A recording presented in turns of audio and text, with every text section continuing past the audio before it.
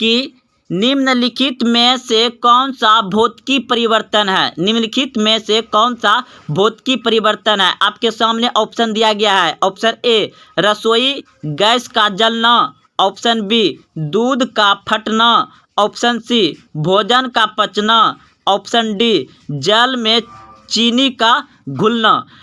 भौतिकी परिवर्तन पूछा है दोस्तों, याद रखिए भौतिकी परिवर्तन अगर जब भी पूछा जाए तो भौतिकी परिवर्तन वैसा परिवर्तन होता है जो कि जिस वस्तु को हम भौतिकी परिवर्तन कर रहे हैं वह फिर उसी अवस्था में आ सकता है, उसे भौतिकी परिवर्तन कहेंगे। जैसे उदाहरण के लिए तार का जाल, उसको हम तार बहुत सारा गुच्छा रखा हुआ उसको हम जाल बना दिए, तो जाल को खोल करके हम फिर तार बना सकते हैं, तार बना सकते हैं। तो ये हो गया भौतिकी परिवर्तन। लेकिन रासायनिक परिवर्तन वह होता है जब हम एक बार उसको रासायनिक परिवर्तन कर देंगे तो फिर वह दोबारा वापस नहीं आएगा। जैसे कि रसोई गैस, ये फिर वापस नहीं आएगा।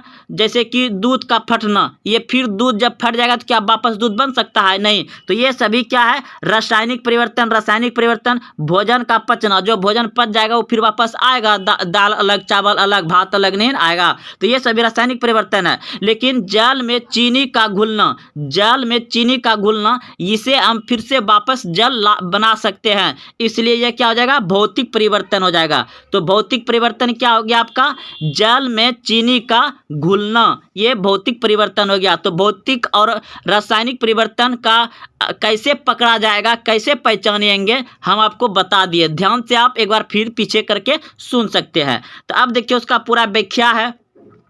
वह परिवर्तन जिसमें पदार्थ के भौतिक गुण कुछ समय के लिए बदल जाते हैं। देखिए देखिए भौतिक परिवर्तन में जो होता है ना, कुछ समय के लिए उसका गुण बदल जाता है। कुछ समय के लिए, गुण मतलब समझ रहे हैं ना, उसका कार्य, उसका मतलब जो उसके अंदर क्षमता है, उसका क्षमता को बदल देता है। कौन? भौतिकी परिवर्तन। लेकिन रासायनिक परिवर्तन क्या करता है? पूरे बदल देता है, वो फिर वापस नहीं आता है। तो वह परिवर्तन जिसमें पदार्थ के भौतिकी गुण कुछ समय के लिए बदल जाते हैं, परंतु उनकी वास्तविक बनावट एवं गुण में कोई परिवर्तन नहीं आता है और ना ही कोई अन्य नया पदार्थ ही बन पाता है, उसे भौतिकी परिवर्तन कहते हैं। तो दोस्तों भौतिकी परिवर्तन के लिए आप इसे अच्छे से उतार सकते हैं, याद रखिए। भौतिकी परिवर्तन के लिए कहीं रासायनिक परिवर्तन भी आएगा तो हम डिटेल बता देंगे, लेकिन वैसे भी आपको बता दिए हैं कि रासायनिक परिवर्तन जब एक बार कर देंगे तो वह नया पदार्थ बन जाता है, फिर उसके वापस नहीं आता है। पकड़ने के लिए आपको बता दिए। तो दोस्तों इस प्रश्न का उत्तर आप अच्छे समझ गए, व्याख्या भी समझ गए। अब अगला प्रश्न है।